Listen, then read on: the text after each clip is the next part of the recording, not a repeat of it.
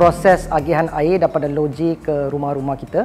Pertama sekali, sumber air mentah akan diambil daripada sungai dan masuk ke dalam loji untuk rawatan, menjadikan ianya air terawat yang mana kita bekalkan kepada semua pengguna.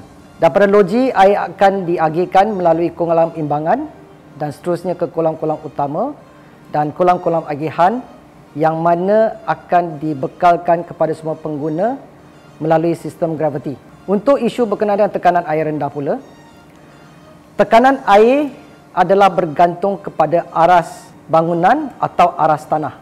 Sekiranya rumah tersebut berada di atas bukit, maka ianya akan mengalami tekanan yang lebih rendah berbanding dengan rumah yang di bawah bukit.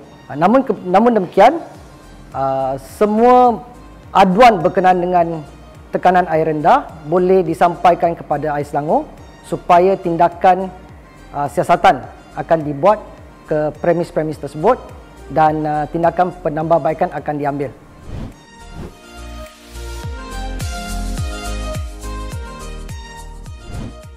So, untuk info mengenai kekosongan jawatan di pengurusan Air Selangor, anda boleh layari portal kerjaya kami di laman sesawang www.airselangor.com.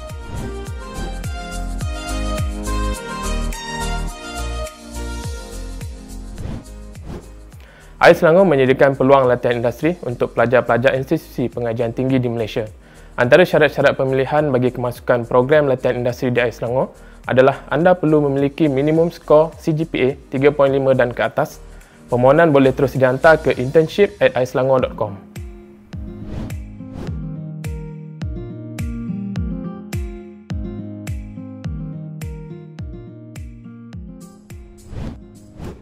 Ada beberapa punca gangguan bekalan air kepada pengguna yang mana berlaku kebelakangan ini. Yang pertama adalah pencemaran kepada sumber air mentah di sungai.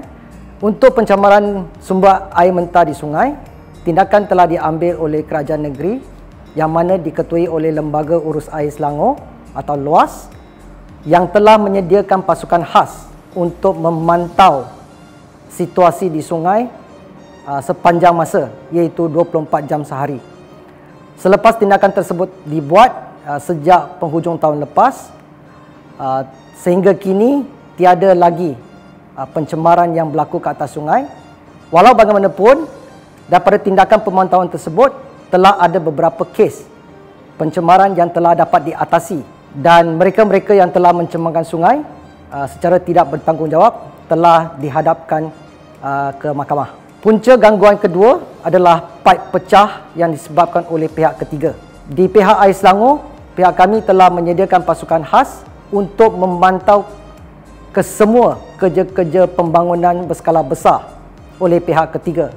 Di sini, pemantauan ini juga telah diusahasamakan bersama dengan pihak berkuasa tempatan supaya kerja-kerja pembinaan yang dilakukan adalah berlandaskan kepada peraturan-peraturan dan untuk memastikan tidak berlaku paip pecah semasa kerja-kerja pembinaan. Punca ketiga adalah paip-paip yang lama dan usang. Pihak Air Selangor telah melaksanakan program penggantian paip sepanjang lebih kurang 150 km setahun. Ya. Dan tindakan tersebut bersama dengan tindakan pengawalan dan pengurusan tekanan yang secara optimum telah dapat menurunkan kes-kes paip pecah daripada 19 kes per 100 km setahun pada tahun 2017 ke 9 kes per 100 km setahun pada tahun lepas.